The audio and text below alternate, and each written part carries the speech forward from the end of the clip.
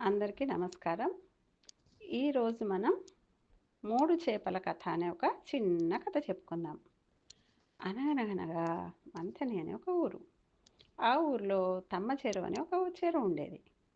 అయితే ఆ చెరువు లోపల చాలా చేపలుండేవి.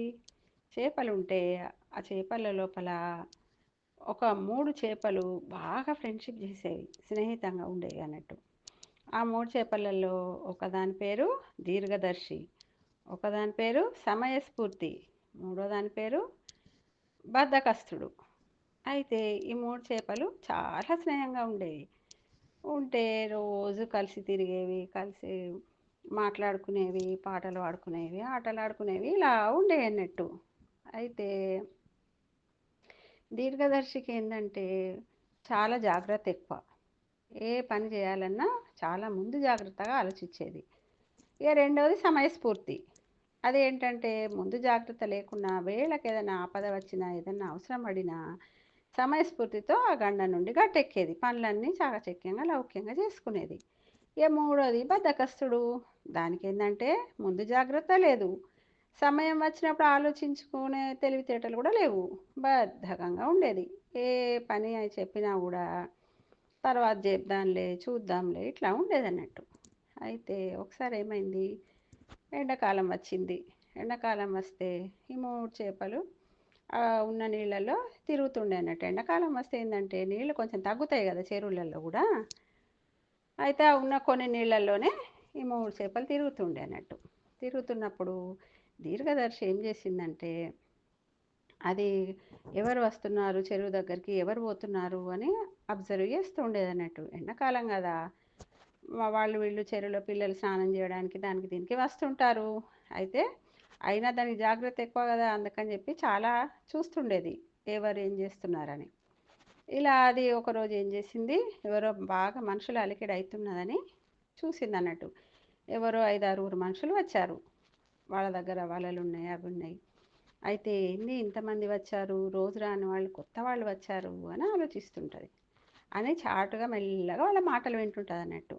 అప్పుడు ఆ వచ్చిన వాళ్ళు అనుకుంటారు, ఏం లేదు, ఈ చెరువులో బాగా చేపలు ఉన్నాయి, నీళ్ళు కూడా తగ్గిపోయినాయి కదా, మనం ఈ చేపలన్నిటిని పట్టుకొని పోదాం, రేపు వద్దాం మనం ఇంకో 4 మనుషులు తీసుకొని, పెద్ద పెద్ద చేపలు మనకు దొరుకుతాయి, అందుకని పెద్ద వలలు తెచ్చుకుందాము అని అనుకుంటారు. ఈ మాటలన్నీ దీర్ఘదర్శి వింటది. విని దానికి చాలా భయం అనిపించి ఏం చేస్తుంది, వాళ్ళ స్నేహితులు ఇద్దరితో చెప్తుంది అన్నట్టు ఈ సమయస్ఫూర్తికి బద్ధకస్తునికి. ఏమని, ఇట్లా అనుకున్నారు, జాలర్లు వచ్చారు మన చెరువు దగ్గరికి, నేను చూశాను, చూస్తే వాళ్ళు రేపు వచ్చి వలలు వేసి చేపలు పట్టుకుందాం అని అనుకున్నారు, అందుకని మనం ఈ చెరువులో ఉండకూడదు, మనం వెళ్ళిపోదాం, వేరే ఇక్కడ నుండి చిన్న కాలువ ఉన్నది, వేరే చెరువుకు పోదాము అని అంటుంది అన్నట్టు. అనగానే మిగతా 2 చేపలు అంటాయి, నీకు అన్నిటికీ భయాలు ఎక్కువ, నువ్వు రోజు ఇలానే చెప్తావు ఏదో ఒక భయం, మేము రాము, నీ ఇష్టమైతే నువ్వు ఏమన్నా చేసుకో అని అంటాయి అన్నట్టు. అప్పుడు దీర్ఘదర్శి అంటది, లేదు నేను నిజంగా విన్నాను, వాళ్ళు అనుకోవడం రేపు వచ్చి చేపలు పట్టుకుంటామని అని అంటే, సరే సరే చాలులే, నువ్వు అన్నిట్లానే భయాలు నీకు, మేమైతే ఎక్కడికి రాము, ఈ చెరువే మాకు బాగుంది అని అంటే.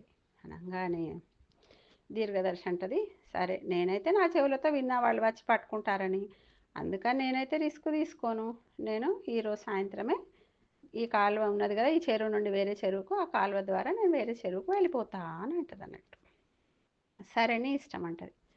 అనగానే ఇది ఏం చేస్తుంది, ఎంత చెప్పినా వీళ్ళు వింటలేరు కదా పాపం, అందుకని చెప్పేసి సరే నేనైతే ఉండను, నాకెందుకు అనవసరంగా ఇవన్నీ అని తలనొప్పులని దీర్ఘదర్శి సాయంత్రమే ఆ చెరువుకున్న చిన్న కాలువ నుండి వేరే చెరువుకు వెళ్ళిపోతుంది.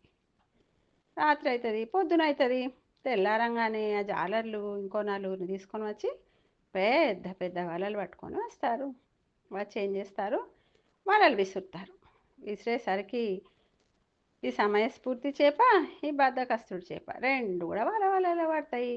మిగతా చేపలతో పాటు ఇవి కూడా పడతాయి. పడంగానే వాళ్ళు బాగా చేపలు పడంగానే జాలర్లు మస్తు సంతోషపడి అవన్నీ తీసి ఒడ్డుకు పెట్టుకుంటారు ఆ చేపల్ని. ఇక ఈ 2 చేపలకు చాలా భయం అవుతుంటుంది. నిన్న చెప్పింది కదా దీర్ఘదర్శి, చెప్పినా కూడా వినలేదు దాని మాట. ఏం కాదని అజాగ్రత్త చేశారు. అందుకని చెప్పేసి అయ్యో ఎలా ఎలా అనుకుంటుంటాయి అన్నట్టు. అయితే ఈ సమయస్ఫూర్తి చేపేందంటే ఏదన్నా ఇట్లాంటి ఆపదలు వచ్చినా, ఏదన్నా అవసరం వచ్చినా దానికి సమయస్ఫూర్తిగా మెలగడం తెలుసు. అందుకని ఏం చేస్తది, అది జాలర్లను బాగా గమనిస్తది. గమనించి వాళ్ళు ఏం చేస్తున్నారని. అప్పుడు ఆ జాలర్లు ఏం చేస్తుంటారంటే ఆ చేపలను చూసి బతికున్న చేపలన్నీ ఒకవైపు బుట్టలో వేసుకుంటుంటారు. బతికి లేక కదలిక లేక ఉన్న చేపలన్నిటినీ ఒక వైపు పడేస్తుంటారు చెరువు గట్టుకు. ఏం చేస్తామని వేస్తుంటే ఇది బాగా గమనిస్తుంది సమయస్ఫూర్తి చేప. ఇది ఏం చేస్తుంది, దాని వంతుకు వచ్చేసరికి కదలక మెదలక ఊపిరి బిగబట్టి ఉంటుంది అన్నట్టు. ఉండేసరికి ఆ జాలర్ ఏం చేస్తాడు, ఈ చేపని చేతిలోకి తీసుకొని ఇది కదలిక లేకపోయేసరికి ఇది బతికలేదేమో మనకెందుకు అని చెప్పేసి ఆయనతో చెరువు ఒడ్డుకు మొత్తుతాడు. మొత్తి మిగతా మంచిగా బతికున్న చేపలు, కదులుతున్న చేపలన్నిటిని ఒక బుట్టలో వేసుకొని మూత పెడతాడు. ఇంకా మిగతా చాలా చేపలు ఉన్నాయి ఈ బద్ధకస్తు చేప కూడా. దానికి ఏంటంటే దానికి బద్ధకం, ఎప్పుడు పనులు వాయిదా వేసుకుంటుంటుంది. ఆపద వచ్చినప్పుడు ఏం చేయాలో కూడా తెలియదు. పాపం దానికి తెలియదు కదా. అది మామూలుగా ఎప్పట్లాగానే ఉంటుంది. ఉండేసరికి ఏమవుతుంది, జాలరి అన్ని చేపలతో పాటు ఈ బద్ధకస్తు చేపను కూడా తన బుట్టలో వేసుకొని వెళ్ళిపోతాడు. వాళ్ళు అన్ని జాలర్లు అన్నీ సదురుకొని బుట్టలను సదురుకొని వెళ్ళిపోయాక ఈ సమయస్ఫూర్తి చేప మెల్లగా జాగ్రత్తగా చూస్తుంది అందరు వెళ్ళిపోయారా అని. చూసిన తర్వాత ఏం చేస్తుంది, ఎవ్వరు లేరు అని నిర్ధారణ చేసుకొని మెల్లగా నీళ్ళలోకి జారుకుంటుంది. జారుకొని ఆ చెరువులో ఉన్న చిన్న కాలువ ద్వారా అది కూడా దీర్ఘదర్శి ఉన్న చెరువుకు వెళ్ళిపోతుంది అన్నట్టు. అక్కడ హాయిగా ఇద్దరు ఉంటారు. అప్పుడు దీర్ఘదర్శి అడుగుతుంది, మరి మన బద్ధకస్తుడు చేపోయిందంటే లేదు, దాన్ని జాలర్లు పట్టుకుపోయినారు అని చెప్తుంది అన్నట్టు. అంటే చూసారా, ఏ పనైనా జాగ్రత్తగా చేసుకోవాలి. ఒకవేళ మనకు కొన్ని కొన్ని పనులు తెలియవు, వేళకు వచ్చినప్పుడు పనులు జాగ్రత్తగా లౌక్యంగా మెలిగి అన్ని పనులు జాగ్రత్తగా చేసుకోవాలి. కానీ అన్ని పనులకు బద్ధకం కూడా పనికిరాదు. కొన్ని కొన్ని పనులు సరే రేపు చేస్తాం మాపు చేస్తామని వాయిదా వేసినా అయినంతలో ఏ రోజు పని ఆ రోజే చేసుకోవాలి. అంతేగాని ప్రతిదానికి బద్దకిస్తూ పోతే చివరికి ఇబ్బంది పడాల్సి వస్తుంది కదా. అందుకని దీర్ఘదర్శిలాగా ముందు చూపు ఉండడం ఎంతో మంచిది. ముందే ప్లాన్ చేసుకుంటే ఏ టెన్షన్ ఉండదు. అది ఒక్కొక్కసారి లేనప్పుడు సమయస్ఫూర్తితోనే మనం మెలిగి లౌక్యంగా ప్రవర్తించాలి. అప్పుడు మనం ఆపదల నుండి బయటపడతాం, ఎన్నో పనులు కూడా లౌక్యంగా అవుతాయి మనకు. అంతేగాని ఎప్పుడు కూడా బద్ధకంగా ఉండకూడదు. అందుకని మన వాళ్ళు చెప్పారు కదా, రేపటి పని ఈరోజు చేయి, ఈరోజు పని ఇప్పుడే చేయి అని చెప్పారు. అట్లా మనం కూడా బద్ధకం వదిలేసి చక్కగా ఎప్పటి పనులు అప్పుడు చేసుకొని హాయిగా ఉందాం. ఓకేనా, బాగుంది కదా కథ. మరి మీకు ఇంకా ఇలాంటి కథలు కావాలంటే మా ఛానల్ని సబ్స్క్రైబ్ చేసుకోండి, షేర్ చేయండి. Thank you.